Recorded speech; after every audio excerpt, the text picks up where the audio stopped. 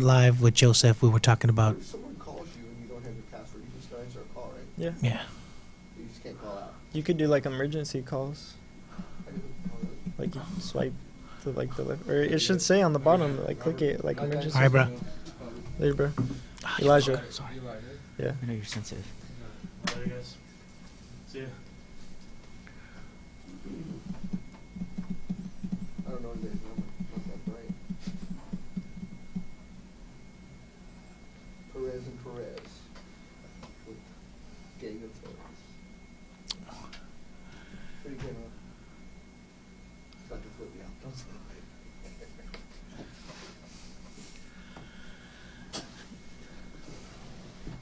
All right, everybody, we're here. We're live on Full Contact Fanatics. Took us a little while to get on the air. We had to have Biohazard on the speed dial. We had a lot of things that were keeping us behind, but we're finally here live at Full Contact Fanatics. Don't forget, you can always check us out right here every Monday, usually from 8 till about 9:15 or so. Got a lot of stuff to cover today. It's going to be huge, so don't forget, you can always go to onthemat.com. Check out all the latest information there, videos, keeping everybody up to date. We're really as hard as it's been trying to get a lot of this stuff from here onto onthemat.com, so keep checking that out so you can make sure to see all the stuff that we got from here, as well as Gym Crashers, which will be coming up on there pretty soon, as well as myluckygee.com. Make sure you check that out. Got the new hemp gi that's I think it's been out for a couple of weeks now, so you want to check that out. If you want to roll and you don't want to stink after, I guess it absorbs, the hemp absorbs the sweat a little bit better. So people like certain people who shall remain nameless who don't wash their gi, they're able to go a couple of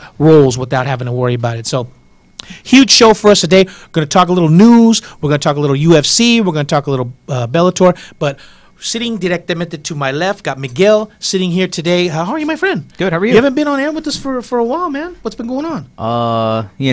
Just too busy trying to, I don't know. Oh, my God. And sitting directamente to my right, our special guest today, got a big fight coming up at King of the Cage. We're going to talk a little bit about that after a while.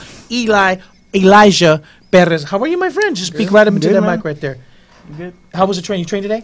Yeah. What's been I had 2 sessions today. So I was going to say you break it up and train a little bit in the morning and then a little bit at night, or how does that work? I trained today at Speak right into that mic right there. Go ahead. I trained today at 11, and then like later at 3. Oh, okay. And is it, well, we're going to talk a little bit about the specifics or whatever, but we'll talk a little bit about training partners and stuff like that before we went on the air. So we'll divulge into that a little bit later on. And of course, Dando will be sitting in the producer's chair. For some reason, he didn't hook up his mic, so he's going to have to share with Robert. So we'll be going back and forth with them. And of course, Robert, with all this wouldn't be possible. He's going to be bringing us in and out. So huge show today. We're going to talk a little bit about the UFC. It was a pretty good show, I have to admit. After, I don't know if everybody got to see everything on the UFC. Got Sara McMann herself. She's going to call in about 8:30 or so. I believe she's training out in, did you say Yosemite, Robert? She was in Yosemite. So I don't know if she went up for that high altitude, because I think she switched over to Team Alpha Male and she's been working over there or whatever. Dando, is your mic on now? Can you hear us? We're hot. Okay, good. Thank you, brother. Because we're going to be going to a lot of stuff with you, because I want to talk a lot about the UFC and stuff. So we'll do some news first. Real quick. Sad part is I forgot my glasses because we were doing some training here early. But we'll get through it. First thing, which has been in the news, everybody talking, it was supposed to be the huge thing or whatever. Paige Van Zandt broke her arm in the second. I seen that, dude. You say that? In the second, I I believe it was saw that, the first round. Brutal. And she ended up fighting 2 more rounds after that with the broken arm. Now, it was a backhand, right? She did a spinning back fist. Spinning back fist. She kind of caught her right on top of the cranium and busted it. Now, we'll take it around the horn real quick. We'll start with our special guest, I'm sorry, Eli but Perez. before you say something, though, you'd have to throw that pretty hard to break your own arm. That's what I'm saying. Well, she's got the momentum going with spinning with the back fist or whatever. So I believe she caught her like right on top of the head, and and it was a clean break. I mean, it broke all the way through. So we'll go to our guest first, Elijah Perez, who's got a big fight coming up at King of the Cage. Real quick before we talk to him, we'll let everybody know it's King of the Cage. Energetic Pursuit. It's Saturday, February 2nd at the Citizens Bank Arena. He's going to be fighting Tanner Medina, so make sure you check that out. We're going to talk a little bit more about that as we progress. Now, personally, have you ever thrown a spinning back fist in your career? No, I haven't. Would you ever consider throwing a spinning back fist? Maybe, yeah. Just for the specific, to me, just for the specific reason, if you don't land it right, you're going to be off balance. You could easily get taken down. Would you agree? It's really risky, too. Exactly. Well, I think it all cracked. I think it all came to the forefront when Matt Serra hit. ¿Cómo se llama, Robert? Este morrito that he hit with the spinning back fist? George St. Pierre. What was his name? The black guy that he hit with the spinning back fist, Matt Serra. and Oh, knocked him out. You know what I'm talking about, right? Yeah. Tony Carter. Yeah, Tony Carter. Yes, Tony thank Carter. you. I think after that, everybody was, I'm gonna throw this because he actually knocked him out with it. So if it does hit just right, you can do some damage. Now, Yeah. Look, Robert's chomping at the bit. Let him see that mic real quick. What's the other the hardcore kid? He did it twice. Did he get? Emmanuel Newton. He got King Mo twice, right? Oh yeah. No, he didn't get him twice. He got him once, but he technically didn't knock him out with it. So but he dropped him and then choked. so basically, thrown right at the right time or the right whatever, you can actually knock somebody out. Miguel, how about yourself? You fought a King of the Cage, future legends. Would you even consider throwing a spinning back fist? No, Is that never. That's considered a karate move or what? I have no idea, but I'm not a fan of it. Yeah, it makes no sense. And No. you see what happens if it's not throwing. How about yourself, Dondo? Well, I'm not quite that athletic. However, Bones Jones would throw spinning elbows, which was unheard of, dude. and they're dangerous elbows. I do think that there's applications and there's timing and there's the time to put something like that into play.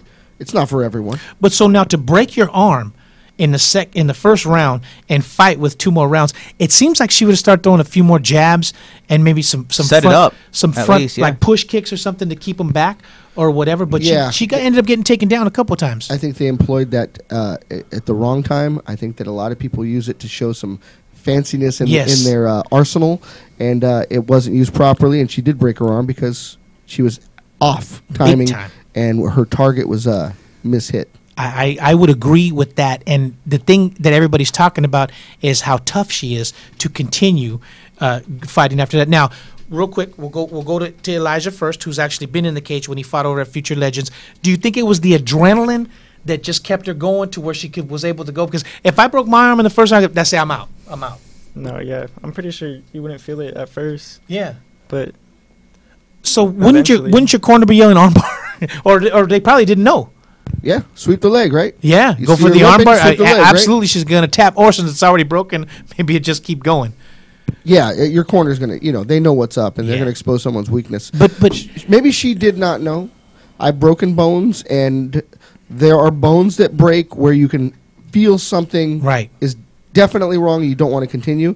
And then there's things that are just wrong and you can still work. And Yeah, she just 'cause- worked through it. because they're constantly breaking hands and stuff like that and continuing on. It seems like if you got a broken hand, you can kind of adjust and keep good. But when you split that bad boy I've right on heard, the floor. I've broken an arm. I know. Now, I mean, honestly, when you look at Paige Van Zandt, you think because like you take her and Roxanne Modafferi or whatever, two different opposite Two different breeds of women. exactly looking girls. So I'm thinking, man, why she's already had some fights. She's already got up to the forefront. I think they want to make her the face of that specific division. They would like to. Yeah, so I think they might have thought, well, if we put up against this person, it might, because she fought Michelle Watterson and ended up choked her out, right? Yeah, she came up from Taekwondo. Yeah. So she has an experience with tournaments. Yeah. That's not full contact fighting as we know it. So UFC is very different for her. So she has to put her game together still. Yeah. So that's why she's willing to take risks. So she's gonna be out for a while. She's gonna have to recover and Oh, yeah, at physical least, therapy, all that good stuff, 6 to yep. 8 months or whatever. So I Probably think that- out for about a year, baby. Yeah, I think that's gonna hurt her in the long run. So hey, props She to may her. not be the same, man. Yeah. When you come back, right? And Yeah. everybody else is progressing. Not a good time to be out of the So game. you think that's gonna stay in her mind that she's already had a broken arm yeah, and she's might gonna be like traumatized. She's gonna be traumatized. Yeah, and it might get in her head. Well, it remains to be seen. Well, maybe she's a little bit tougher than we might imagine. So it remains to be seen. It was a good fight though. It was pretty good. Absolutely. Better than a couple of fights that were on that card. But anyway, so that's that. Now, I don't know if you guys got to see it or whatever, but Matt Hughes made his first appearance. I wanted to ask. since his big accident. What's up? I mean, does he have that limp permanently? Dude, he looked good for what happened to him, but he was struggling to get to that cage. Now, Not just that, but I don't know what you guys think. I mean, I'm not trying to talk shit on the guy or nothing like that. But he didn't look right at all in general. No, not and well, it's but Like coming not from- physically, and I mean, I just kind of like seeing his, his But coming from face, Matt, I guess. yeah, is, from Matt Hughes, who was a bad dude. Yeah. He was always, a tough wrestler, stocky wrestler, Iowa type of guy. To come off looking frail as he did, it was, for lack of a better term, kind of traumatizing for us to see him in that condition. Robert, would you agree? Yeah, he got hit by a train. That's what I was gonna So say. I'm like- just to get hit, because I guess he was trying to beat the train, and he ended up getting hit, and it spun him a few Yeah. times. So just to come back from that Just to is be ridiculous. There's a bunch of stories on what happened to him. The one I read was that his truck got stuck in the gravel, and jeez. and he was like he was trying to pull off from the tracks, and it didn't necessarily like T-bone him. It caught the end of his truck, but it's still. You know what I'm saying? Like, getting hit by a train is gonna fuck you up. You know what I'm saying? he's out there in Iowa or whatever, where they haven't even jumped up to the 20th century, and they still got the dirt roads and all that. So it said maybe he did get stuck in the gravel. Now, our guest right here, Elijah. You ever try to beat a train? Yeah, when you were wrestling for Dan Gable back in the day and wrestling for Iowa and all that, did you come across some problems like that? I can't say I did. Your city boy ain't used to driving trucks and sitting in the gravel and stuff like that. But hey, I mean, just for him to be able to come back. Well, if he would have got hit on, it would have been over. Oh yeah, So bad. I mean that sucks. But Matt Hughes, to me, I don't want to say he was for some reason bully comes to mind, because he was, like even when he was one of the coaches on The Ultimate Fighter, especially when they went against Matt Serra, he was a bully. Oh, he's a douchebag. The way he No two treated ways those about it, guys dude. and stuff like that. And then one of the guys, he said, "Oh, you're mine today," and he put him through the ringer. And then the guys in the bus, and he said, "Oh, it's okay, you'll have a better day," and all. He was like, "I'm cool." So I don't know if karma comes back to get you. I don't know if that's the right thing I'm thinking about or whatever. But you got to watch what you do, man. Maybe things happen in life, and so I mean, good to see him getting back to the cage. But I mean, that dude had a rough go of it. So we'll see what happens with him in the future. But is he still working for the UFC? Didn't they have him as a some sort of fighter? Like he would make sure that. I think all of them got the boot, right? Matt Hughes. Oh, Chuck Oh yeah, Liddell. Chuck Liddell. Chuck Yeah, Liddell. when once the new company took over? came. Forrest, or was it? Yeah, it was Forrest. Yeah. Yeah, What was that other guy's name too that fought Forrest? Stephen Bonner. No, Stephen Bonner. I think Yeah. him too, right? I think all four of them. He's have doing some- wrestling signings now at PCW when we had Joseph in this chair last week. So, hey, man, no PCW. denying that he was a bad dude, though. I mean, he was one of those tough wrestlers that would just shoot in and get you down. And it's funny because back then, that's when we first started the show over on Sunset in Hobart. And we had Frank Trigg a couple of times, and that's when their feud was really hot. So that's what helped us a lot. And dude, Frank Trigg had him, man, and to come back from that, especially getting kicked low and stuff like that, says a lot about that dude. That dude was the real dude. Well, coming from Iowa, that's all they got to do out there, right? Wrestle and beat Race each other up. trains. Yeah, exactly. So did you, real quick, did anybody happen to catch Matt Hughes on the Joe Buck show when they interviewed him? You happen to check that out? No. He talked a lot about that, how they were on the farm and they had to do chores for 12 hours, and that's what made him so strong and so tough and stuff like that. So maybe that's some sort of new training we could implement with Elijah. Send him out to the woods and have him work on a farm all day. That dude will come. How much you weigh right now? Like 156. He'll come back a solid 220. Oh, you're talking He'll to a just- millennial here. He's Yeah, in he'll woods. Yeah, he's like, what Woods? is that? Gravel? I'll have I a ain't- full You mean the beard, too. park? Yeah, exactly. He'll be man, and be wearing one of those Pendletons with like a lumberjack. So, anyways, props to Matt Hughes for even just being able to make it to the cage. Now, Uriah Hall. I don't know how many times we've gone through this about making weight and stuff like that. Now, Uriah Hall was so bad that they had to take him to the hospital because he couldn't make weight. Vitor Belfort was visibly shaken in his interview because it was supposed to be his last fight. It was supposed to be retirement for him. They got all the way up to before they got to That the scale. sucks. And he dropped out, and they scratched the fight. Now, that's 205, right? Was Yeah. it? I thought it was 85. No, yeah, 185. You're right. Yeah, because he dropped down to 185. So, we'll pose this question to our special guest, Elijah Perez. Chael Sonnen, I listened to his podcast, and he says, I don't know why anybody would struggle to make some sort of weight. So we'll take Uriah Hall. It would behoove him to stay or go up to 205 where he could be a lot. Because Paige Van Sant herself said, I was struggling to make 115. It was so much easier to make 125 or whatever, and it helped her. Well, give us your thoughts on that. You think you should, first of all, give me why would you want to get down to fight at a lighter weight? Is it because you think you'll have the advantage when you put the weight back on when you get to the cage? No, I think it's just makes them feel like They're bigger. more confident. Yeah, they're bigger, stronger. To me, it makes no, because what weight are you fighting at for this fight coming up? 145, And what are you about right now? like 156. Yeah, so not see, a big cut. that Lucky. dude. And Yeah. we're still, a good 2 months out or whatever, Yeah. something like that. So I mean that's attainable. You know what I mean? You start your training camp now, Yeah. so you just keep working down. And now, do you change your diet at all? What do you got going on as far as diet? My diet hasn't gotten really that strict. No burritos and I've been carnitas? There's a taco sometimes, truck yeah, outside, so we're gonna have to walk him through that, make sure he doesn't mess around. Carnitas. I don't know Because you what see that what is. you Keep me see away what it from does that. to the people in here. Yeah. That taco truck will do Carnitas? some damage. Yeah. Yeah. So Porco. So I mean, well, what do you think they can do to stop that? Because Dana, I think with Kevin Gastelum or whatever, he said, you know what, dude, you're not making it. Move up. Either you move up or we're gonna move you out. So is that the answer? Yes. Start telling them. So let's put it this way: if you make it, you move up. exactly that bad to where you have to go to the hospital, you move up or else you don't fight Yeah. anymore. Yeah. Make sense? That makes sense. Well- Makes the best sense. What do you think?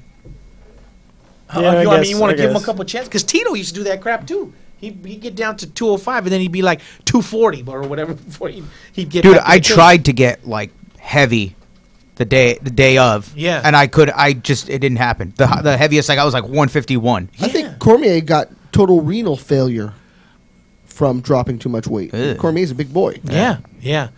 So now that Cain, I haven't heard too much from Cain Velasquez. You think Daniel Cormier might move up, Yeah. try I to go think for so. heavyweight? Because he was doing damage There's at every heavyweight. opportunity to do so, right? When you slam people like Josh Barnett and Bigfoot Silva and people like that, I think maybe that would be a good move for him. So when you fought at Future Legends, Yeah. okay, you fought at 145, No, I fought at 150. 150. Oh, it was like a catch weight. Yeah. So you weighed in at 150. Did you eat the all-you-can-eat buffet afterwards at the cannery? Yeah. I didn't eat that much though there. Well, I was gonna say, what do you eat? What do you I mean, because I can't eat fruit after that because the next day I'll be going. You know what I mean? I don't want to have an accident in the cage. So does Delo tell you, hey, look, why don't you have some of this and that, or he just leaves you alone? Yeah, he was helping me out a little What did he bit. tell you to but eat? Just like all protein and carbs. Yeah. So you have some baked potatoes. Yep. Nice. And then how you feel? Oh, when you that's got the in the cage? best, dude. About or approximately how much were you when you actually got in the cage? I couldn't really tell. I was really nervous. Yeah. Because I was like my first time being out there in front of like all the cameras and the lights and. Well, let me tell you what Delo said. First of all, you were an hour late to the weigh-ins? Yeah, we were. Because that's when they just had the shooting out there or whatever. We got there early. I got there about maybe 8:30 in the morning or 9 o'clock in the morning, and it was already backed up. People stopping on the freeway, dude, on the freeway to take pictures of the Mandalay Bay. This is Wow. at 8:30 in the morning. Yeah, So yeah. I can only imagine. Well, what time you guys leave? 2. 2 Yeah. o'clock?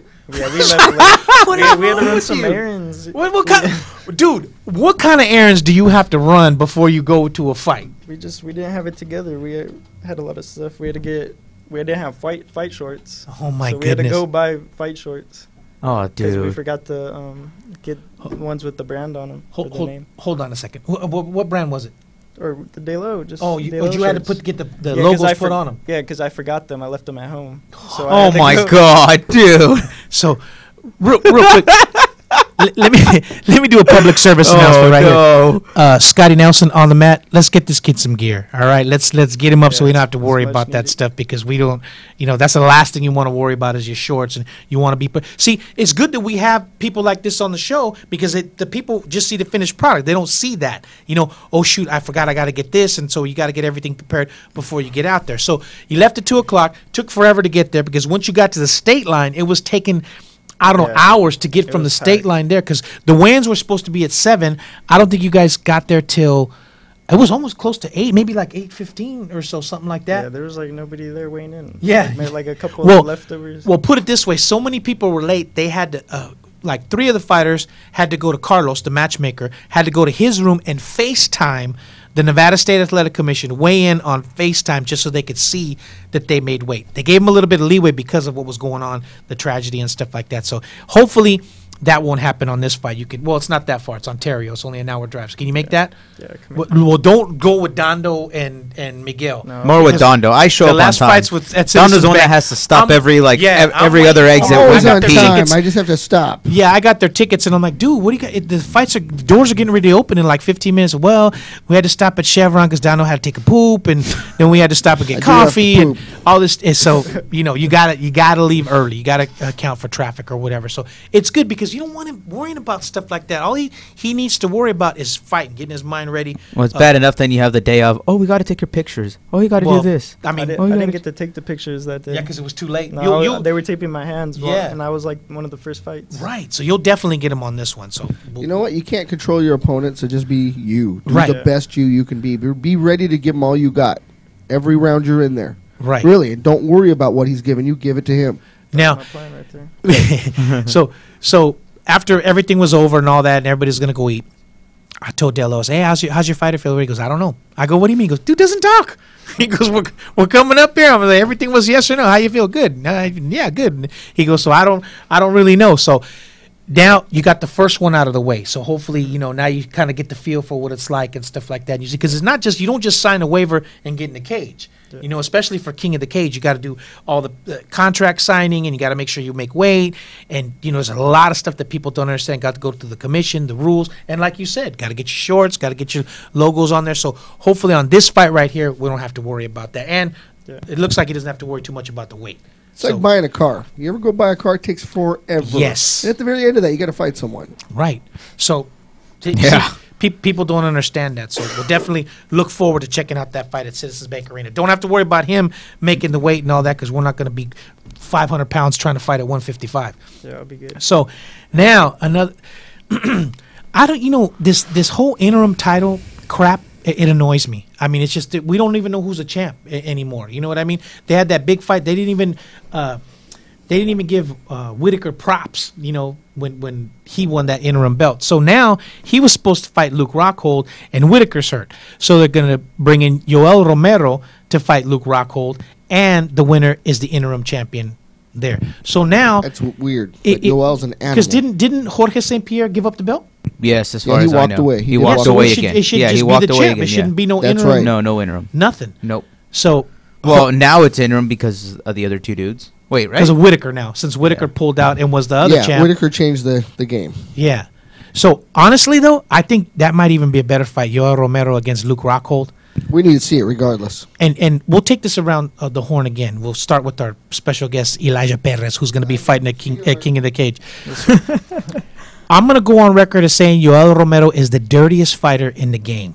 That dude does a lot of dirty stuff. When he fought the guy who was the Army Ranger or Tim whatever. Kennedy. Tim Kennedy. Remember the round was supposed to start, and I don't know what happened. He but just didn't get up. Yeah, they didn't get up. But see, the ref is fucking and stupid that was too. McCarthy, dude. That was God. he should have said, "Hey, if you don't get up, you're out. That's it. I'm going to disqualify you, or whatever." He does a lot. Yeah, of stuff. no, exactly. He should have just been like, "Hey, are you getting up? Yes or no?" If he doesn't get up, that's it. Fight's over. Right, because the guy kind of gasses towards that third round. Now, if All he's those going to Mexican supplements he takes. well, it was Cuban supplements, but Yeah, those are Caribbean so fighting, supplements, sir. yeah, fighting Luke Rockhold, it's going to go 5 rounds. So and I don't think he's going to be able to take Luke Rockhold out in the first 3. Well, Luke's got a good cardio. He's Yeah, got a gas tank on but him. Luke does tend to throw all his eggs in one basket real quick, and it costs him later on. Yeah, but I don't think Yoel can go all that long either.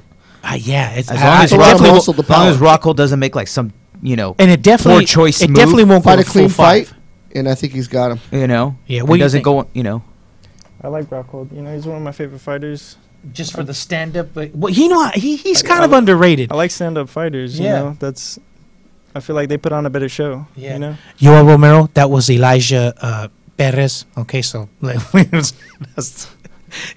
I'm totally opposite. I like the wrestlers, man. I like those guys that throw 1 or 2 punches, shoot in, get you to the ground, and beat you out. Like Mark Coleman and even Chael, man. When he was at his best, I was like, because he gave Anderson no respect. He just went right after him, and even though he ended up on the short end, I was like, that's cool or whatever. Yoel Romero, I like. It's just that he's so dirty, and the way it just, I don't like that. When you do stuff, either you get beat by giving 100% or you win one way or the other. So I don't like it. Luke Rockhold, I feel, is a little underrated. He's had a couple of shortcomings here and there, but if that dude's on, and let me tell you something, if he kicks you right in his kidney area or whatever, it's gonna be one of those and then that's it, man. It's gonna go down. Would you agree? Yeah. Would you? Well, to show a demonstration, can we have you kick Robert with that? Are you familiar with that liver kick? Oh, yeah. And we can see Yeah. if Robert can. We'll take it over to the mini dojo and see if that liver kick actually Good luck works. finding Robert's liver. If I back. Under that tent. Exactly. So hey, man, I think that's gonna be, I think that's gonna be a good fight. I kind of look forward to it. So, real quick, Robert, we got Sara McMann calling in at 8:30. Okay, so Robert, just give me the thumbs up whenever she's ready to call in, and we'll go from there. Okay, but real quick before we continue, you're at Full Contact Fanatics. Don't forget you can check us out every Monday, right here on the what's our thing called? The free admissions channel. I forgot. It's the fumes, man. They're still coming in here. It's giving me. Yeah, brain. they're doing It's giving construction me and like brain- they like redid the toilet or something. Yeah, it's crazy up in here, man. Well, let me tell you something. Elijah Perez is gonna do if he can be able to sit through the fog and the things that we got going on here. What's your opponent's name? Tanner Medina. Tanner Medina, ani madre way. He's gonna just run right through him because if he can survive that, he can survive anything. Exactly. Oh, God. Oh, jeez. Big Bear. Like training in Mexico City when you get the fuse. Exactly. Oh. Big Bear or whatever, high altitude. Oh. Not madre way. He's Oh. gonna be able to, and plus driving with De La O, I can only imagine what that's like. Oh, I can only imagine the smell of his car. Dude, no wonder he's so tough or whatever, because he's got to go. And did was you have to pretty share a rough. room with John? No, I got my own room. Oh, God, you're Yeah. lucky then, because that would have been a game stopper right there. And poor poor Elijah, man. He's not used to us or whatever, because well, not fully yet, because I left early the next day. I think I left it was early, like maybe 6:30 in the morning or whatever, because I went, and you were actually there checking out too with I think it was your father was with you, and you guys were checking out from the hotel, getting ready to get on the road yeah, too. yeah. So I'm, me, I'm like, hey Elijah, hey man, good job, bro. Hey man, I know you're gonna come back or whatever. And he's looking like, huh? What the fuck is this dude? He's like, and I'm like, all right, man, see you later, or whatever. Pulled a And my- Caro Parisian. Do you not know who I am? yeah, my wife was like, "Who was that? Was that one of the fighters?" I go, "Yeah, he doesn't know you." And I was like, "Nah, whatever." But, anyways, so yeah, so who did De La O leave with if you went back? He was gone because you left early. Yeah, he drove home like right away, right after the fight. Oh, he by did? Himself, yeah.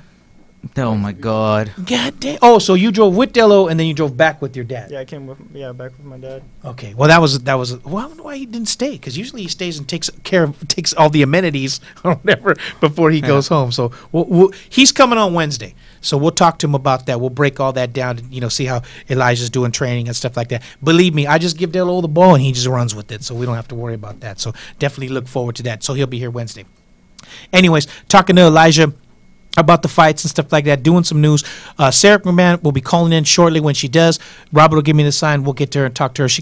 Her opponent got changed. So unfortunately, I have all the information here, but I don't have my glasses. So we will try to get through that as best as possible. But looking forward to her, because they changed her opponent at the last minute or whatever. So, and her too, man, she was doing damage with that arm triangle choke.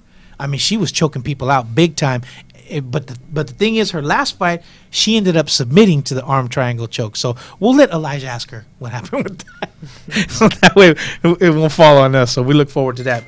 Anyways, is that it, Robert? I heard the ding. Oh, there she is. Sara, can you hear us? Can she hear you through the headphones, Robert? Okay, she can hear us, but she's coming in very, very light. So we'll try to get through it. Real quick, Sara, man, it's so good to have you on the show. I mean, I've had Sara on my Wednesday show when we were with On the Mat, just strictly audio. Can you hear us now, Sara? Okay, good. So we're just like on a little bit of a delay. Okay, cool. Real quick, Sara, we're talking about. Matter of fact, we were talking about you just before we got you on the air. I'm talking to these guys about the good shape that you're in. Never out of shape, for sure. Now, I'm not too sure when I had you on the last time, had you already made, not the switch, but moved over to Team Alpha Male back then? So I had been here, but I was supposed to come here like a month. In Sacramento? In Sacramento? Yeah. Yeah. So I did the majority of my camp with my old team, but I get familiar with them. I'm like great training partners, but now I really feel like I'm assimilating to their program a lot better. Right. Now, you know what? When you think of Team Alpha Male, I don't really think of too much women that other than Paige Van Zant that's training over there. Who else is training with you over there? The other gal who just fought, she fought. Oh, yes, Calvillo, Cynthia yeah, that's right. Calvillo. Yeah. Thank you. Great training partner. Really cool person, too. A lot of heart. Yes, absolutely. She's tough as nails. I knew that before before I even came here, I had done like a little thing for Metro PC, and I saw her. I think it was her pro debut or her UFC debut. Right. So I kind of looked her up and researched her and stuff, and I was like, wow, this chick is like tough as nails. So I was with my team here. I was like, she's gonna be a great training partner, and I wasn't disappointed. Right. Now, do you roll with Uriah at all? Yeah, I do. He gets in like tons of practices, and especially the jiu-jitsu stuff. Like he's in there tonight, rolling with all the guys. Yeah, that's awesome. You know, when you talk of Team Alpha Male, that's one of the top, I would say, at least a top 3 training camps or whatever over there, because they got, especially with the Uriah, because it seems like he. I mean, I don't want to say the other coaches don't care, but it seems like he really puts a lot into it. And not only are you just there training, but it seems more like a family. They're like more family oriented. Would you agree? No, I totally agree. It feels a lot like my wrestling environment where everybody's ultra competitive and everybody wants to kind of beat the other people, but in a really healthy way, in like a way that we all can grow and get better, and not in a way that's ever like you're gonna stand with other people. So it's been a wonderful environment for me, and he brings a lot of like high energy, and he pushes as far as everybody else in there. So we have like no excuses. Yeah, I agree. And when you can buy the whole block of where you live, that says something to you. But anyways, real quick for the people listening, just you're here, you're at Full Contact Fanatics. We're talking to Sara McMann. Sara McMann has a big fight coming up on February. I don't have my glasses, Sara. I'm so sorry. It's February 10th, and you were originally. No. Go ahead. February 24th. February 24th. See, I don't have my glasses, and you were originally scheduled to fight Liz Carmouche. No. And oh my God. Who got me these things here?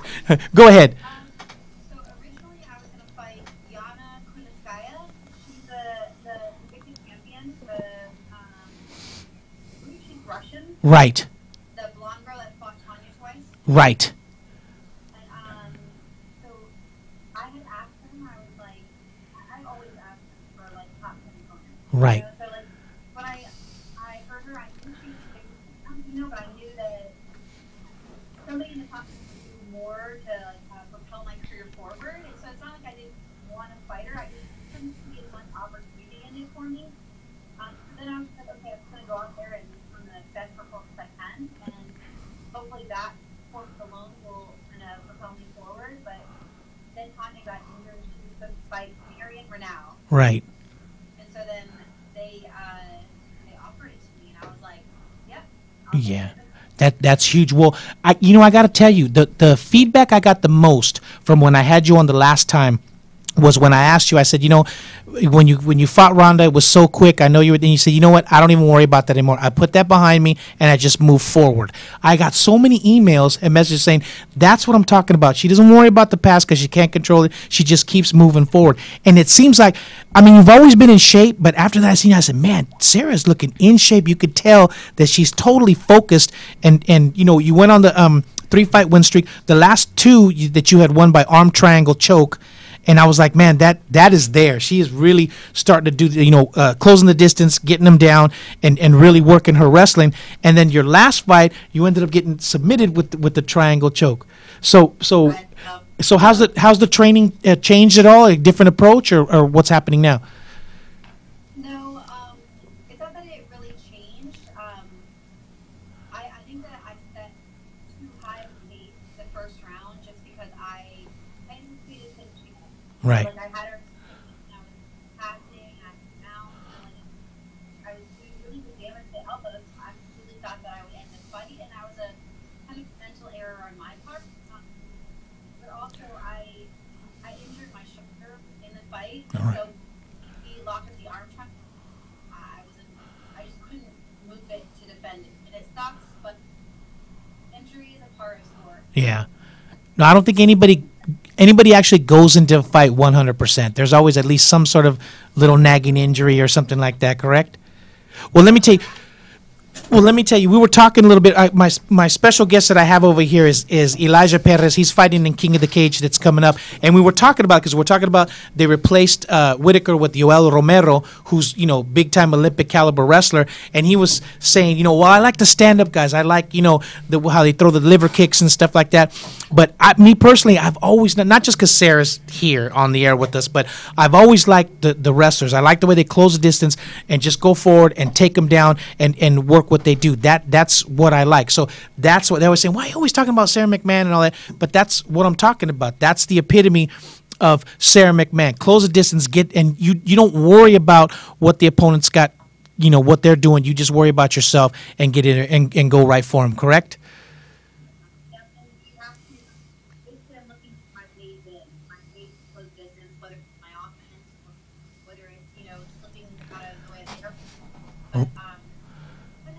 I appreciate a lot of perspectives too. Yeah. I have a really great appreciation for it because it's so difficult for me to do. So like sometimes thinking wrestling, I kind of get a little for granted. Yeah. But I get. Yeah. Yeah, but it's just that wrestler's mentality. You know what I mean? It's just because you're so used to grinding it out, and then when you're doing tournaments, you don't know who your opponent's going to be, so you can't worry about the other person. You got to worry about yourself. That's why I admire, with wrestling background. And then when you get to Olympic caliber, there's no, there's nothing bigger than that. So that's what I appreciate. So real quick, Sarah, can you give us that date one more time, real quick, when that next fight is? February 24th. 24th, I believe. February 24th. Okay. So. Yeah, sorry. So we definitely look forward to that for the people listening to us on the Free Admission channel on Full Contact Fanatics. Sara McMann, big fight, February 24th. That's on UFC Fight Night, correct? Yes. We definitely look forward to that. And let me tell you something. I talked to Robert, and I'm like, we got to get Sara McMann on here just for the simple fact that it legitimizes a show like this, for her to take the time to come on air with us and talk a little bit about that. I feel like she's, I've always admired Sara McMann just for the simple fact that, she works so hard and stuff like that. Seems like she's going to really she's always been focused and going to do some damage. So we definitely look forward to that fight. Can you do us a huge favor? Tell Uriah that we actually are mobile now. So we would definitely like to come out to Sacramento, come out to Team Alpha Male, and do some live video and audio after your fight. Would that be cool with you? Yes, absolutely. We love it. Definitely. Well, again, a million thank yous for coming on, Sarah. We definitely look forward to your fight, and we're most appreciative that you came on. So good luck to you. Thank you. All right, Sara McMann, everybody, make sure you check her out. February 24th, UFC Fight Night. Going to do some damage. Thanks again, Sarah. Thank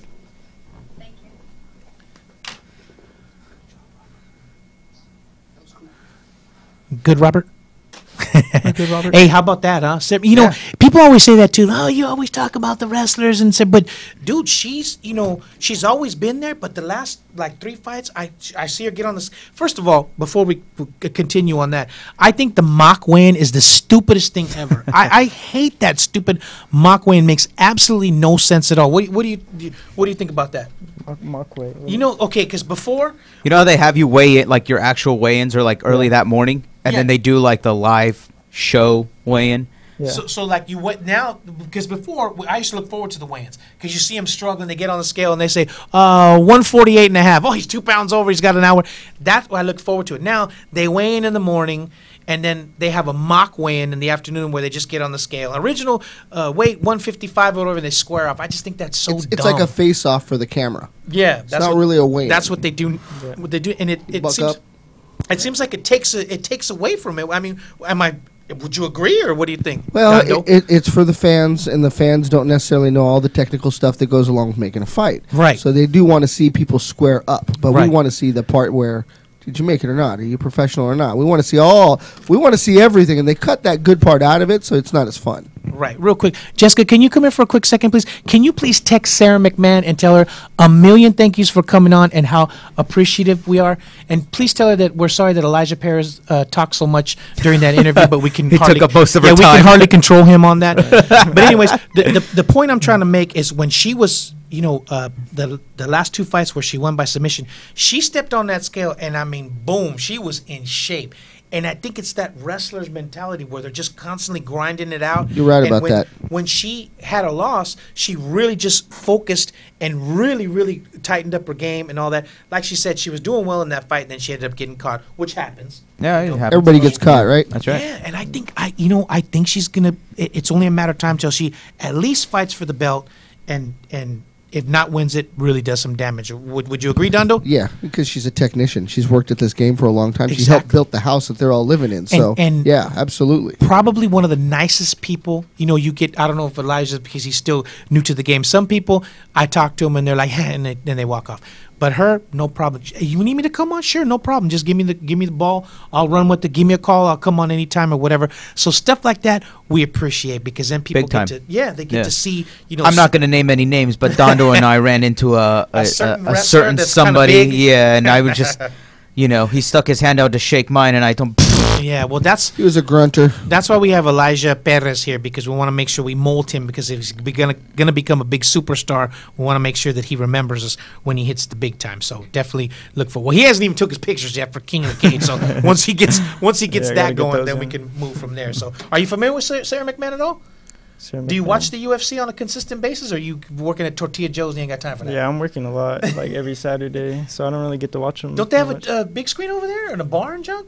They're too cheap to buy the fights, though. Yeah. Oh, they. It's Hold on a second. Disney, sir. Oh, Tortilla Joe's, can we please get some UFC? Maybe just get him a black box or whatever so he can watch while he's on break or something like that. My man's going to be a big please. superstar, all right? He needs to watch the fights so he can get on there. As you can see by his outgoing nature, he's going to be doing a lot of interviews and he's going to want to be doing that. Go ahead. He's like a Diaz brother. That's what I'm saying. You He's know? just a silent assassin That's or right. whatever. So He's bringing it definitely- from the streets. Yeah. Hey, and a million thank yous to Sarah for coming on, man. Yes, thank you very much. And big props to Robert for finally getting all the stuff together so we can have the technicals, call-in. yep. So now that we got all that in place, We can call people in start getting a Finland. lot more people to call in and stuff like Call that. in. So Sarah McMann would just be the first one. So. Anyways, real quick before we continue, going to start breaking down some UFC, talk about that, and as well as the upcoming UFC and Bellator. So, got Bellator free on Spike, and then we got the UFC on pay-per-view. So, I'll probably watching Bellator. But anyways, I got to tell you, man, I had the house to myself, and the fights came on. Irene Aldana, coming from Guadalajara, Jalisco, Mexico. No English at all, mostly stand-up, whatever. They had her fight Tatiana Bernardo, okay, from Brazil. So jiu-jitsu is going to have it or whatever. Irene Aldana put a beating on her. I mean, it is awesome. Dude. Did you see it? I did see it. The stand-up was amazing. What I was actually going to say is I don't remember if it was one of those UFC pre-show that leads up. But when her and the other her teammate made their debut. Pollo Reyes. No, the other chick. I always get her and Navidamontes. Calvillo confused. Yeah, But yeah, anyways, dude, like the way they came up, it's freaking crazy. And the Right. fact that both of them, like Sarah said earlier, right? They're not in competition with each other. On the contrary, classy women, they Right. were like totally lifting each other up. Right. And they both won. And the stand-up was amazing. I mean, she hit her with the jab and stepped up and hit her with two more.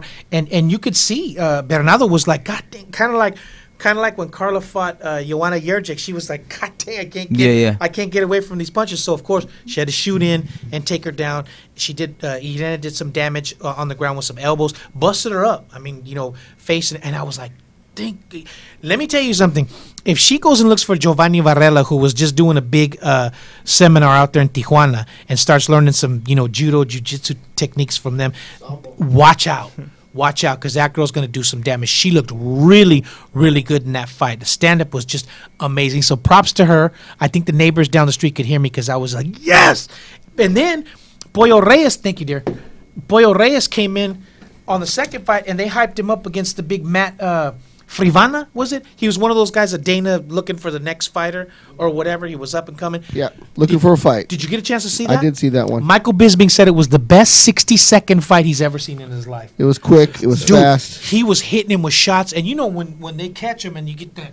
Yeah, it's rocking his like, world. Dude, he was just, uppercut to lift his head and then came across with the it was just. Oh, that's the best. Yeah, you talk about technical, boxing or whatever. It was amazing. Now, It was like a seminar watching it. I got to tell you, a boxing seminar. It was amazing. Well, you know, the Mexican, of course, they've always had good stand-up boxing skills and stuff like that. That's but the bread and butter. To put it together in the cage the way they did was just amazing. Now, not just because he's here. I'm gonna be honest with you. I've seen, I saw his Elijah Perez fight at the King of the Cage, and like he said, it was his first fight. He's getting his feet wet and stuff like that. You could tell he was a little, I don't want to say nervous, but not as free with his hands and stuff like that in there. Yeah, but it was all really new to me. Yeah. I mean, it's a big. Like I said, you don't just sign a waiver and go. It's a whole production. And when you walk in, you see the cage and the lights on it. It's a thing. It's a whole. Miguel, you were there, right? No. Yeah. But anyways. Then I saw him sparring yesterday, and I could already see big difference in him. He was actually keeping his hands in tight, throwing and coming in. A totally, I don't want to say completely different, but just more focused and more. I guess it all comes with experience. You know what I mean? Yeah, for sure. Fighting round after round after round. So now you feel more confident too. You next got time some, you go up. Can you feel the difference, or? Yeah, I can feel it a lot. Yeah, big time or whatever. So I guess it just takes a lot of sparring and getting in there and just getting acclimated to your surroundings. I put in a lot of hours. I'm there almost every day. In the gym. See, that's what I'm saying. Whatever you put into it is what you're going to get out of it. Get results. Yeah. So he's putting paying his dues, man. It takes, and it's good that King of the Cage has what they have, because he's not just doing these smokers and stuff like that. He gets in there and he knows, hey, it's a big production. It ain't no little gym fight or whatever. It's huge. So I think he's going to do much better in this fight. We definitely look forward to it. So real quick, for the people listening to us on the Free Admission channel here at Full Contact Fanatics, it's King of the Cage, Energetic Pursuit. It's Saturday, February 2nd at the Citizens Bank Arena. Elijah Perez is going to be taking on Tanner Medina. So make sure you check that out. You can go to kingofthecage.com to get all your information. And if you want to buy some tickets, come see Elijah Perez. All Wait, right? it's the second? February 2nd. Okay. Which is actually a Saturday. It's the 24th. It's the same as It's the same as Sara McMann's. I was Why just do I about have to the say second that. here? Why do you have the wrong info? Who's giving us this information? Just because I forgot my glasses doesn't mean. Are you sure you didn't write the 24th I'm on telling there? you, man. Hey, please forgive me. I don't. It says 2-4 right here. We'll go to the 99 cents store. We're going to keep a pair of glasses I here only for see you. the 2 here. That's I was all like, wait a good. minute, the the second? Well, see, it's good we have you here, because then you can give us the right date. Well, look, It flew right by him too. I'm the one who called it. Oh my goodness! I even have it written right here. Look, February 24th. No, you wrote that after she Hey, said man. February 20th. First of all, I'm working under hazardous work conditions. You see what I got to put up Yeah. with to get. Plus, I got a sweatshirt on. And Oh yeah, that so- toilet so over there. That We're all busted missing. toilet. If we could please get some air in here, I would be Hey. most appreciative. And to the people listening to us on the Free Admission channel at Full Contact, I apologize. So. Anyways, those 2 fights were great. I mean, it was, and then when he knocked, when Boyo Reyes knocked the dude out, it was like, oh, thank God, it was just awesome. I see big things. I think Dana might be starting to, or not Dana. Who's the matchmaker for is it Sean Shelby that does the men in the lighter Yes, weights, Sean Shelby. No, Sean Shelby's, I think. the women and stuff in the smaller weights? No, right? jeez, I forgot the guy's name. If Aaron Murro was here, she would tell us. Only we had Aaron. But I think that they're starting to wise up and figure, hey man, let's bring some of these, stand-up fighters from Mexico, because they could put on a show. Because it's, they're either going to go out on their sword or they're going to knock somebody out. They got to stuff those takedowns though, because they're going to expose that real quick. They got to, just like the people from England. Remember, they can't wrestle and all that. They're bomb boxers though. Exactly, Dutch boxers and stuff like that. Dutch kickboxers. Yeah, they're going to start bringing them in and start doing some damage. So it was great. But anyways, then did anybody get to see the James Krause against Alex White fight? No, that one I didn't. What about you, Robert? Did you get a chance to check that fight out? James Krause and Alex White.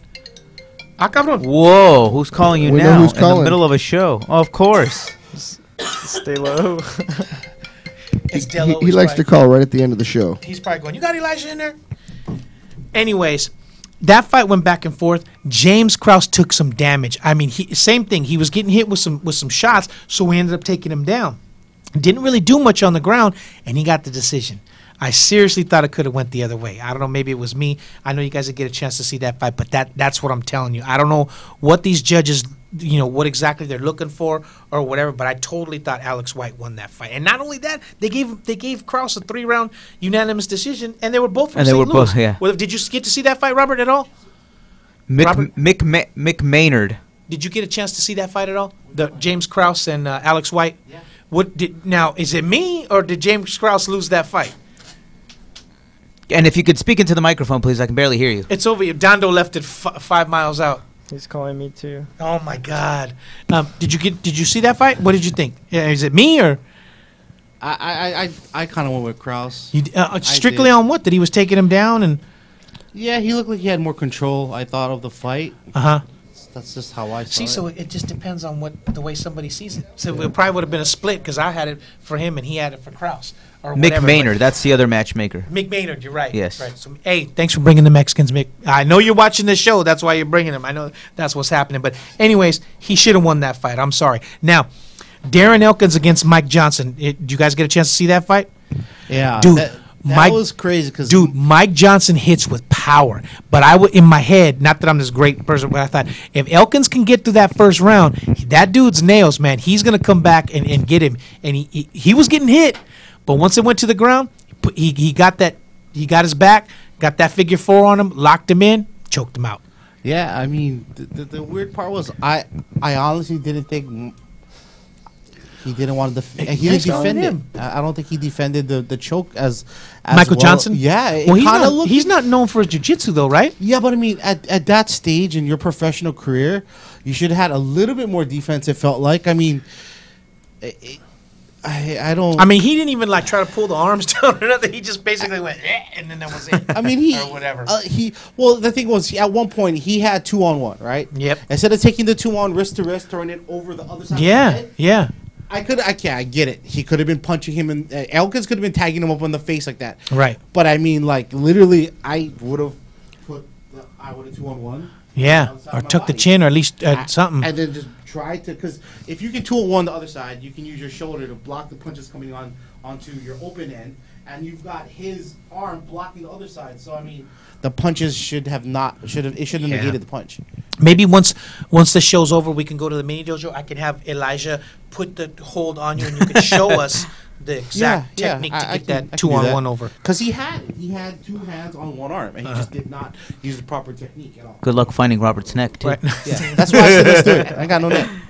So, anyways, got choked out. You know, that Darren Elkins is nails, dude. If he can get you into deep waters, that guy's gonna do damage. Now, you check out the Kamaru Usman against Emil Mersic, I think his name is, or whatever. Horrible fight. I mean, it just stayed in the ground. It was boring as all hell. Kamaru says, I only gave 30% in this fight. I can beat anybody. I'm the man. Dana didn't like that. He said, how are you going to come up here and tell us how great you are and you're only giving 30%? You rolled around on the ground the whole time. So I think he might have shot himself in the foot. Would you agree? Yep. You don't say something like that. 7-0 streak. He hasn't really even been. I mean, tested. He probably irritated the hell out of Dana. But I mean, what are they gonna do? This guy, third round, 30 seconds left. He's still picking people up and dumping them. Yeah. I'm like, dude, he's not even winded. He's picking people up with 30 seconds left in the fight. Well, there's no doubt he's a good fighter. It's just that when you get on the mic and say, dude, please tell me you're not busting ass in here. That's just, yeah. I got this. That's why he ain't on camera. That's why come he's not on camera, because he has to keep getting up and getting out of here. God dang, man! I'm gonna put. Well, don't instigate him. Come on now. Yeah, I know that's ridiculous.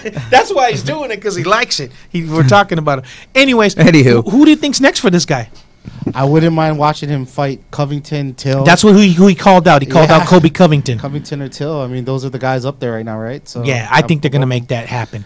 But I think it'll be a different fight. I mean, those guys don't mess around. Covington, okay, but the other guy, Darren Till, that guy can go, man. He's a bad dude. Till can go. Till's huge. Yeah. But Usman's probably now when you say huge in the strength. Yeah, Till's big dude. Yeah.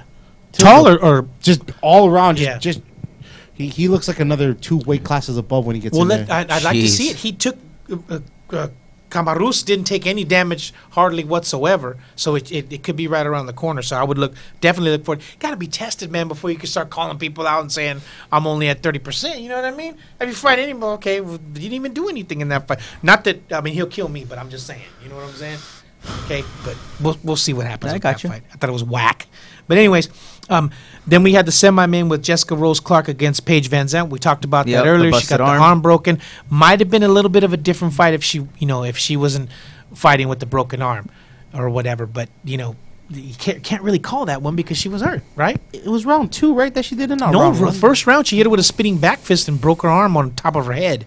So, I mean, what's next for Paige? She got a loss. She got her arm broke. She's gonna be out for a while. You think Dancing with the Stars again? I don't know. Yeah, something like. I think she's gonna. Yeah, she's probably gonna move on to something else or whatever. So we'll see what happens. Now, Jeremy Little Heathen Stevens, another one who I think is just extremely underrated. That dude can go, and I think he was way too much for the Coreano. Oh, that was in this fight. I mean, he was hitting him, and when he hit him, I think that dude dropped. Yeah, he was like, holy, yeah. He took us. Not only did he take a million shots from Cub Swanson in the last fight, he took some seriously heavy shots from Jeremy Stevens. But Jeremy Stevens, like we talk about, sometimes he looks like a world beater. I mean, that dude. But then he fights a certain fighter, and it's not the same. You know what I mean?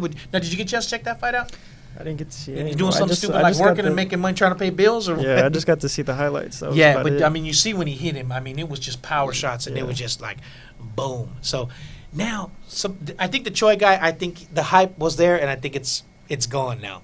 Everybody liked him because he was knocking people out, and then he got that super fight with Cub Swanson that just went on forever. And I think he took some Dane Bramage in that one. Yeah, Cub did some softening up to that kid. Now after getting hit by Jeremy Stevens and getting knocked, senseless, that might put him and say, you know what, let me go back and reset. But where does that leave Jeremy Stevens? I don't know. He's an animal. The picture that I always have of Jeremy Stevens is him running face first into the cage after that one win. Yeah, just running face first. Oh, when he the Rafael Dos Anjos. Like I said before, we had him at On the Mat in Pacific Beach, and he said when he fought Donald Cerrone that he hit him with one shot and broke his orbital bone. He goes, so I fought 2 more rounds with the broken orbital bone because the dude hit me so hard. So it just. Hey, dude. Other than that. When all 3 of us went to that expo thing, and Dondo interviewed Gilbert Melendez, and when he told us he was 145, and I'm like, and he's huge. Yeah. He is huge. I can only imagine Stevens. Yeah. Well, he's a big dude, but he doesn't look very overwhelming. But the dude could just go. Yeah. I mean, dude's just nails. So look forward to. Go ahead, Dondo. No, I was just gonna say. I mean, you don't know how. By somebody's weight, how big they are actually once they come back. I mean, look at Eric Apple. Yeah. That's a Viking. Yeah. Okay, he was me and Miguel on top of each other's shoulders. Yeah. Plus a little muscle. Yeah. Look at Joe Schilling. That dude was massive. That dude made me look like a midget. That's a really different story. That dude's huge, man. So, Jeremy Stevens is still a player, man, and can't count that dude out. I think he's trouble for somebody. I mean, if you come in and you haven't trained or whatever, you're gonna get spanked. But anyways, I thought it was great. Anytime we can get UFC Fight Night, there's good fights, and I don't have to pay $60 for it, I'm happy. 2 people from Mexico win, I'm double happy. So it was awesome. I think it was great. It was on a Sunday night. It was cool. Had the house to myself. I was able to watch it. I thought it was awesome. I'm not doing something silly like working, like this guy over here, and paying bills. But you gotta do what you gotta do. Hey, that's what I'm saying, man. You got to pay your dues or whatever. So real quick, because we're running up against the clock, for the people listening to us on Full Contact Fanatics, don't forget King of the Cage, Energetic Pursuit. It's Saturday, February 24th. Not the 2nd, it's the 24th. So it's at the Citizens Bank Arena in Ontario. He's going to be fighting Tanner Medina. Definitely look forward to that fight. And like we talked a little bit earlier, everything kind of comes with time. I see the difference, in your stand-up and stuff like that. So talk a little bit about the jiu-jitsu game. Training with Delo, black belt. Talk a little bit about that. I'm not too. I've been to fight camps before where we just kind of rotate people out with the MMA gloves on, and where there's some punching involved. So, is it the same when you guys train jiu-jitsu? You guys got some. Well, we don't want to give away all our secrets. Well, yeah, we don't want to give away too much. Come on now, in case Todd Medina's watching or whatever, or listening to us. Why don't you just tell him? Never mind. Yeah, they don't got anything to hide. What are you talking about? Yeah, see, he ain't worried about it. He knows what's up. So, tell us a little bit about that. Been working a lot. I mean. You have to work a lot on everything, but I see your stand-up really starting to improve. Tell us a little bit about the jiu-jitsu game. Well, I come from, I have a really good, or not really good, but I have a wrestling background. I wasn't really too good at that, but, I mean, jiu-jitsu is like a whole other thing for me. I feel like I catch on a lot quicker than I did wrestling. And tell us, since he's called 14 times while we're on the air, how's Delo as a jiu-jitsu coach? He's good, technical. He knows a lot. surprisingly, like, a lot of people are like questionable about who they go train with, like, or like they have to have a big name. But yeah, no, I've learned a lot. Because to me, it seems like he teaches stuff that you're going to actually use. Yeah. You know what I mean? In the fight. We're not doing all these flying squirrels and stuff like that. It's stuff that you're going to use in the fight. Now, do you train it all in the gi, or is it all strictly without the gi? I've been training a lot of no gi because, getting ready for my fight. But we do gi, yeah, because I can do very well without the gi. Same thing, wrestling background, stuff like that, coach of wrestling. But you put that goddamn gi on me, and I'll get choked out by an 8-year-old girl. Because there's so. But like you said, we're not gonna be fighting in the gi, in there or whatever. It's a whole nother world. Yeah, but is it different for you too, or? Yeah. I'm way better without the gi. With the gi, does Delo tell you like he does me? He goes, the day you stop worrying about it and do what I tell you, you'll progress. Yeah. Do you feel that? He's like, you have to do what he says, or like he gets real frustrated. No, and there's not nobody in this room that doesn't know that, as you can see just by him calling while we're on the air or whatever. But the thing is, we talk about Delo, about the, he's pretty hard and stuff like that, but he does care. You know what I mean? He wants to get you. Yeah, he wants to see you succeed. Yeah, and the thing is, he wants to teach you what's going to get you to the promised land. We're not trying for IBJJF or whatever. You're in a fight. This is what's going to happen. So he prepares you, in that way or whatever. So, definitely look forward to that fight. For the people listeners, don't forget, big fight coming up with my man here, Elijah Perez. Looking forward to it. It's like we said, he got his feet wet. Now he knows what to expect or whatever. He can focus a little bit more on training because he knows what's going to happen. So we're definitely going to check that out. I'm definitely going to be there to check out that fight. Don, you going to head over there? Oh, yeah. What about Miguel? That's right. Okay, so we'll definitely check that out. Yeah. And real quick before we get out of here, Carlos, the matchmaker, I talked to him. He said, "Hey, man, I appreciate you getting Elijah on there. It's good to get him out there so that we can start getting some people get that place packed. Get the people out there to come and check it out. So we're gonna have a lot more King of the Cage fighters on here. So make sure you check it out. I appreciate it, not just because I work for the company, but just because I will say too that Citizen Bank place, that's a big arena. Yeah, it's not like the Vegas I've never joint. been there. Yeah, it's the real deal. It's a big place. Dude. It's the real deal. But go ahead, Robert. Delo wants to know who's going to win the Fedor fight. He wants you guys to answer the phone. And he also said when and where Eli is fighting. So we talked about that. Yeah. And he wants to know, is Eli related to Miguel? Actually, Eli is a mutt. Perez I'm a purebred. and Miguel Perez. Yeah. I'm a purebred. That's a mutt. So no. Well, who's Fedor fighting? I got to check. But Matt Mitrione, Not Mitrione. Yes. again? Yeah. Isn't it? No. He's Matt in the Mitrione. tournament. He's in the tournament or whatever. tournament. He's I don't know. You're right. I forgot. Yeah, I know Chael and Rampage are fighting, but Yeah, that's the one that's coming up right now. any right? interest And in then that at all? I mean, that the whole tournament or whatever? Yeah, I mean, we got to talk about it. I mean, all it's right. big because we got The one we got that's a coming lot of up. people on there, right? I That- mean, this Ryan Bader Saturday. against King Mo, Yeah. and then you got Chael against Rampage. Chael against Rampage. That's Saturday. Is Roy Nelson in that one? Yeah, Oh, Roy Nelson's in it too. Yeah. Do we know who he's Frank fighting? Mir? Frank Mir. I think he's fighting Frank Mir, isn't he? Frank Mir and Fedor? I think so. Oh, yeah, I think so. That would That be makes awesome. sense. I think we pulled it up before. If that's the Yeah. case, then I'm going with Fedor. And that is at the Forum, and that is through Bellator, and we have tried to get press credentials through Bellator. I don't know what the problem is with that, but needless to say, we'll be watching and checking that out. I personally, I don't get it. I don't get the whole tournament. I know they're trying to draw people and make it a thing or whatever, but it just, it's a little, I don't know, it's a little too much. But they're trying to build up Chael and Rampage. Does that still have any teeth left in that tiger, or what do you think? Nah. Miguel, what do you think? Nah.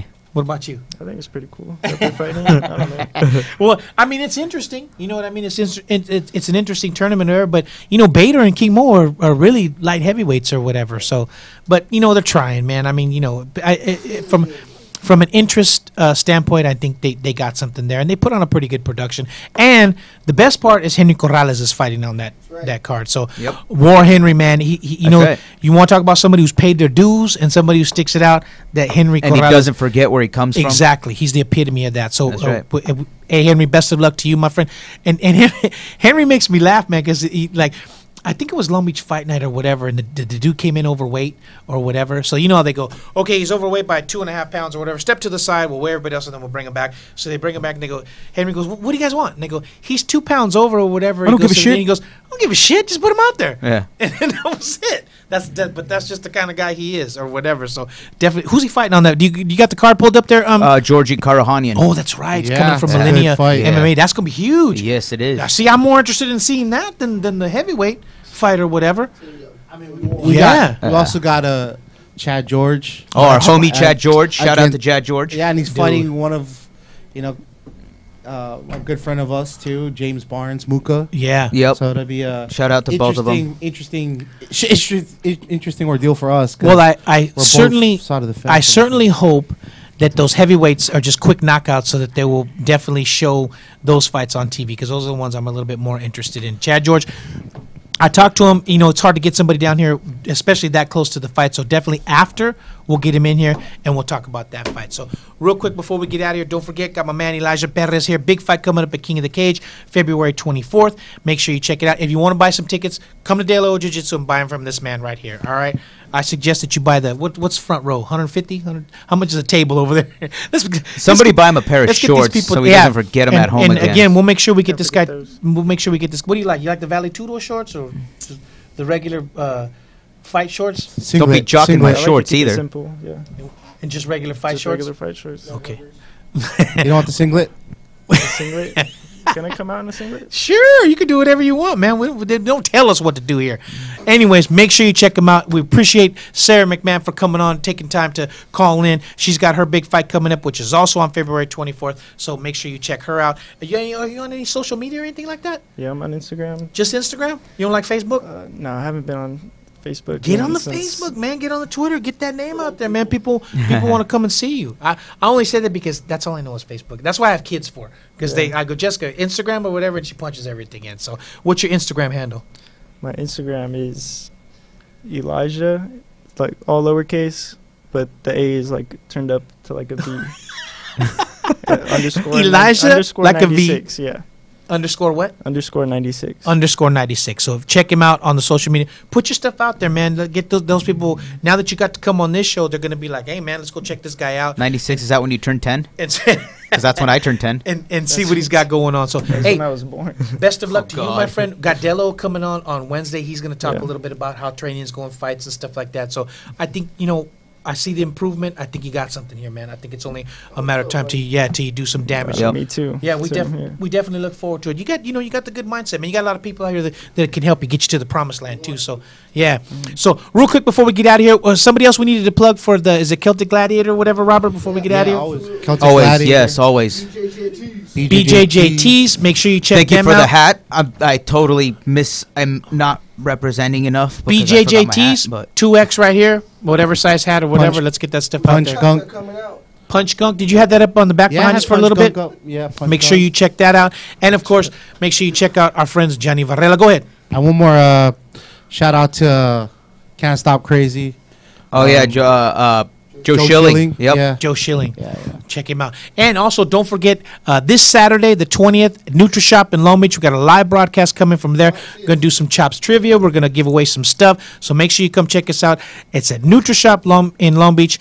It's going to be from 11 till about 1:30 or so. Got a lot of people coming. I got bodybuilders coming out. Got wrestlers coming out. Fighters coming out. Make sure you come and check it out at NutriShop Long Beach. Go ahead real quick before we get out of here. We forgot about our big thing coming up on May 4th. May 4th. The police, LAPD versus.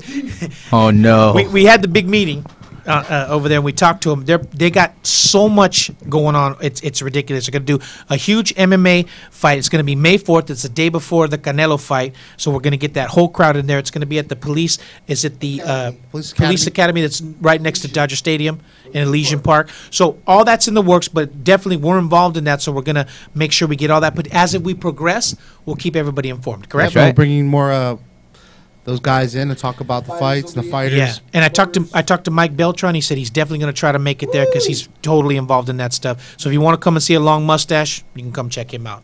Right, Robert? Yes, sir. All right. With all that being said, don't forget every Monday right here, free admission channel, Full Contact Fanatics. Don't forget Gym Crashers. They're getting their stuff up on the free admission YouTube. Make sure you subscribe. Don't forget Elijah Perez, big fight coming up at King of the Cage on February 24th. We'll see you Wednesday. We'll have Delo Owen here. We'll talk a little bit about his wrestling company and talking about training King of the Cage and getting Elijah Perez ready for his fight. If you interrupt me one more time when I'm trying to get out of here, I'm gonna take this mic. You know what I'm gonna do? I'm gonna take everybody out. I'm gonna turn the heat up. I'm gonna shut the door and leave you in here with Dondo. How about that? I won't say anything. I'll tell you. Go ahead. Good to go? All right, everybody. See you Wednesday. Make sure you're here. And don't forget, live broadcast, NutriShop Long Beach, this Saturday, the 20th, from 11 to 1:30. See everybody Wednesday. And don't forget us on Monday. See you.